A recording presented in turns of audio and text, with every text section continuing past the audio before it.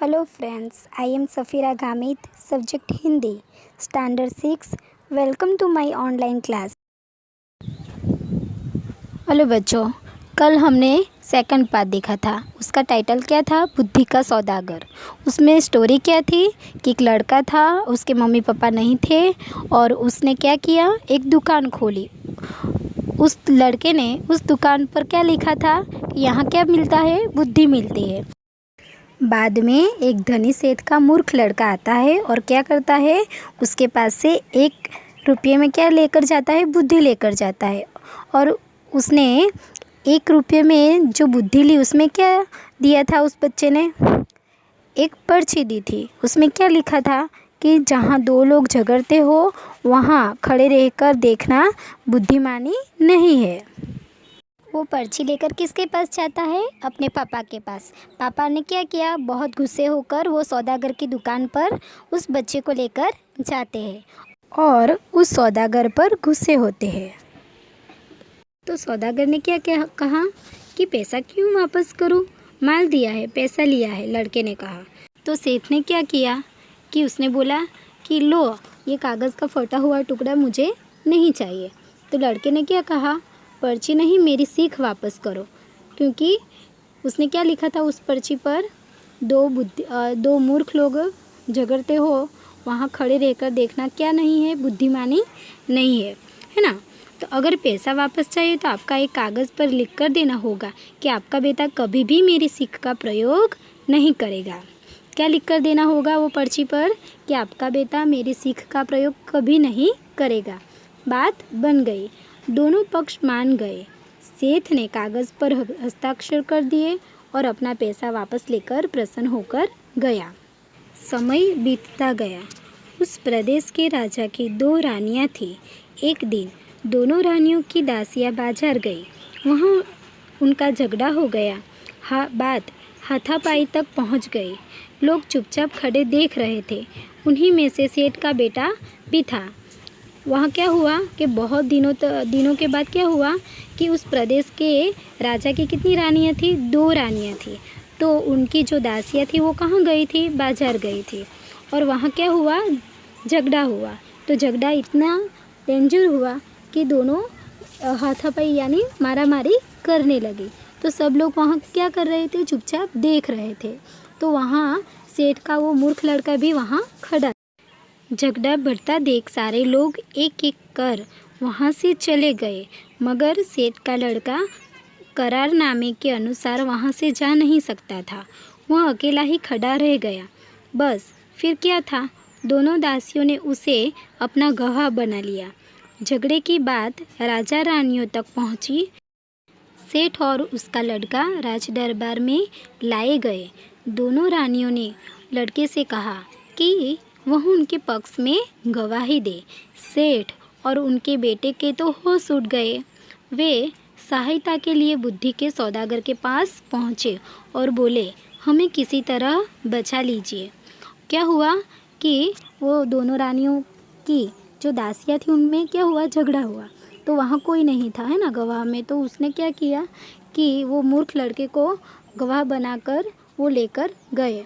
और दोनों रानियों की दासियों ने बोला कि आपको मेरे पक्ष में गवाही देना है। तो दोनों वो मूर्ख लड़का क्या हो गया? कंफ्यूज हो गया। और उसने क्या किया? किसके पास गए वो लोग? बुद्धि के सौदागर के पास। सौदागर ने क्या कहा? मैं 500 रुपये लूँगा। लड़के ने कहा ठीक है, ये ले लो 500 रुपये। सेठ ने तुरंत 500 रुपये निकाल कर सौदागर को दे दिए। कितने रुपये दिए? 500। देखो, जब गवाही देने के लिए बुलाया जाए तो पागल की तरह व्यवहार करना। बुद्धि के सौदागर ने उपाय बताया। सेठ के बेटे ने वैसा ही किया। राजा ने उसे पागल समझकर महल से बाहर निकाल दिया। इसी तरह की 1-2 घटनाएं और हुई।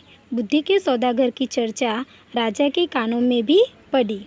राजा ने उसे बुलवाया और पूछा, सुना है तुम बुद्धि बेचते हो? क्या तुम्हारे पास बेचने के लिए और बुद्धि है? क्या किया कि राजा को भी पता चल गया कि यहाँ कोई है जो क्या कर रहा है? बुद्धि बेच रहा है ना। तो राजा ने उसे बुलाया और पूछा कि क्या तुम बुद्धि बेचते हो और क्या तुम्हारे पास बुद्धि बेचने के लिए है?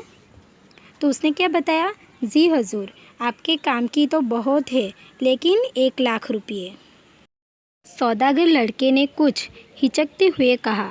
हिचकते हुए कहना यानी हिचकिचाहट से के साथ कहना होता है ना। कभी कभी आप भी टीचर के पास कुछ बोलना होता है तो आपको डर लगता है, उसी तरह से, है ना। तुम्हें 1 लाख रुपये ही दिए जाएंगे, तुम पहले बुद्धि तो दो, राजा बोले। सौदागर ने एक पर्ची राजा को दे दी। राजा ने पर्ची खोलकर पढ़ी। पर्ची पर लिखा था, कुछ भी करने से पहले खूब सोच लेना चाहिए। क्या लिखा था उस पर्ची पर कि कुछ भी करने से पहले क्या करना चाहिए, सोच लेना चाहिए, है ना। और कितने पैसों में वो बुद्धि खरीदी राजा ने, 1 लाख रुपये में। राजा को यह बात बहुत पसंद आई। उन्होंने अपने तकिए के गिलाफ पर, पर्दों पर, अपने कक्ष की दीवारों पर, अपने बर्तनों पर इस वाक्य को लिखवा दिया, जिससे वह इस बहुमूल्य बात को कभी न भूले और न ही कोई और भूल सके। कभी कभी होता है ना, अच्छे जो सेंटेंस होते हैं, सुविचार होते हैं, तो हम स्कूल में, हमारी बुक्स में लिखे होते हैं ना।